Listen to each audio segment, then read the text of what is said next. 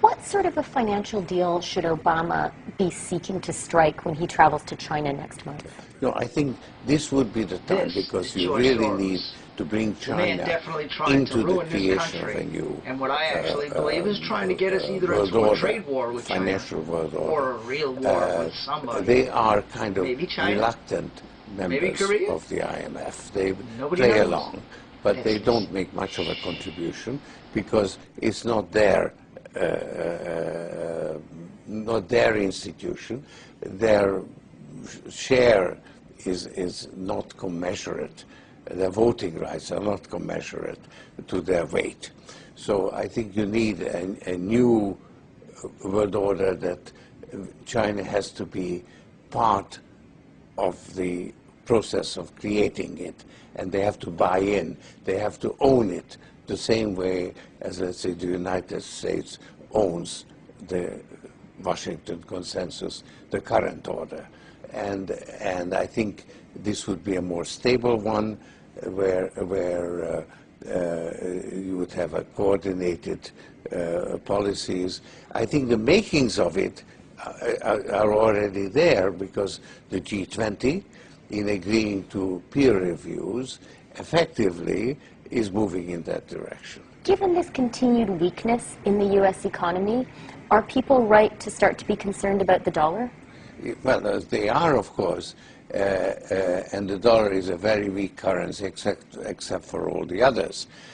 So there is a general sort of lack of confidence in currencies and a move away from currencies into real assets. The Chinese are continuing to run a big trade surplus, and they're still accumulating assets, and basically the renminbi is permanently undervalued because it's tied to the dollar. There is a diversification from assets that normally held by central banks into other assets, especially in the area of commodities. So there is a push in gold, there's a strength in oil, and that is in a way a flight from currencies. Is there going to be sort of a tipping point, a moment at which the dollar is fatally weakened, or does it just sort of carry on? Well, it's difficult as long as as long as the renminbi is tied to the dollar. I don't see how the decline in the dollar can go too far. Now, of course, to some extent, it's very helpful because with the U.S. consumers saving more and spending less, exports can be a way for the U.S. economy to be balanced.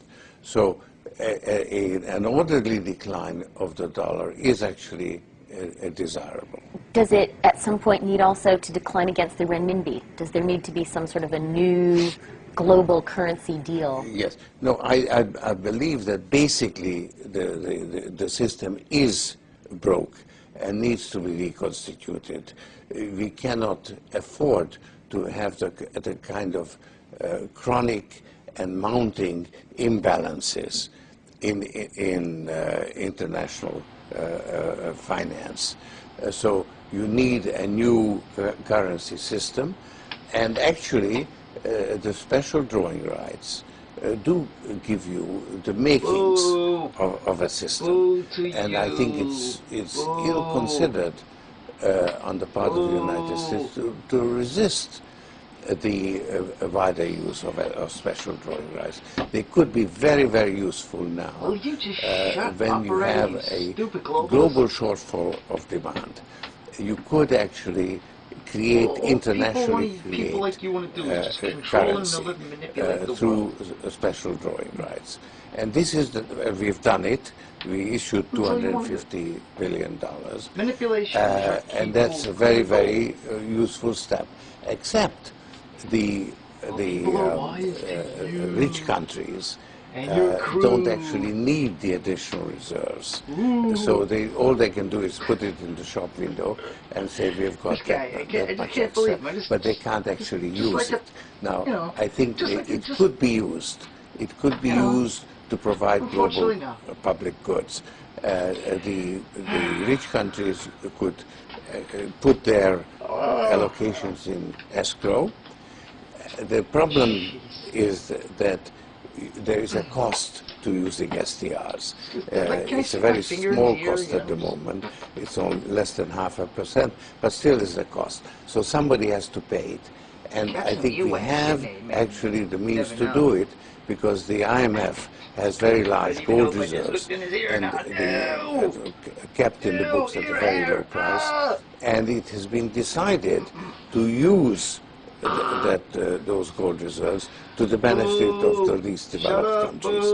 So the IMF could actually pick up the cost of paying for the special drawing rights. Using its gold reserves. And in fact, it's being done. It hasn't gotten any publicity. But I understand that in Istanbul, a deal was signed where I think the UK and France actually transferred $2 billion of their SDRs, or $2 billion worth, or $2 billion SDR worth, or to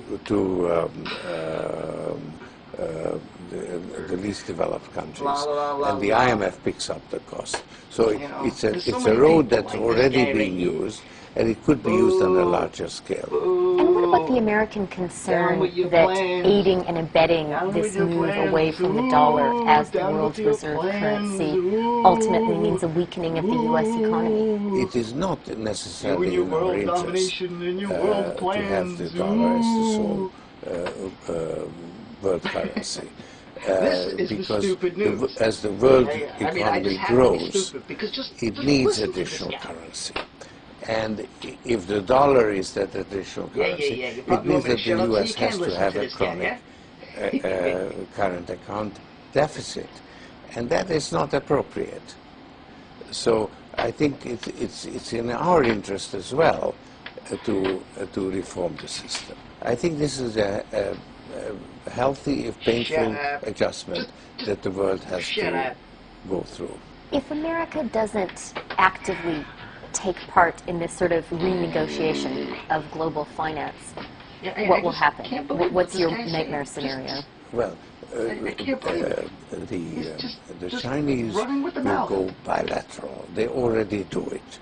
They already have a clearing arrangement with Argentina, and I think they're working on one with Brazil, and you will find that there will be more and more bilateral arrangements. So the dollar will remain the main international currency, but its use will decline. So I think that a world of bilateral relations is less desirable than a continuation of a multilateral system. But the system we have now has actually broken down, only we haven't quite recognized it. And so you need to create a new one. And this is the time to do it. In the United States, how worried are you about the budget deficit and maybe about the possibility of inflation? Well,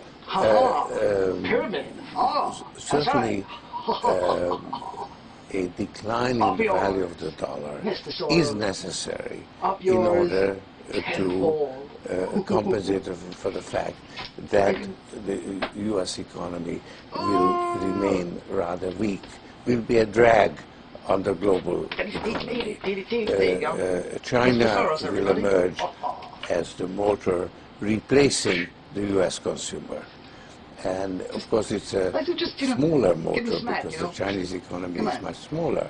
So the world economy will have less of a motor. So it will move forward slower than it has in the last 25 years.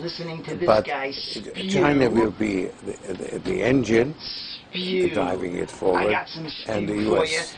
will be actually a drag I got a that's good being smear pulled campaign for along him. Yeah, right here. through a gradual There you decline go. in the Good value layer, of the good ripper. dollar. So there would be a slow Soros. decline in the Sounds value like of a the dollar, hemorrhoid cream. I mean, a really. managed decline. Soros. And that would be Guaranteed the to adjustment that it Soros, needs to be guaranteed to clean up accomplished. your hemorrhoids. Now, it could Listen to this actually guy. get He's out got a of giant hand. hemorrhoid. And certainly the fear of inflation will Named precede George. inflation itself. I pledge allegiance to the flag of the United States of America and to the republic for which it stands, one nation, under God, indivisible, with liberty and justice for all. But those people? This is the Simply Stupid News, and these are the Simply Stupid people.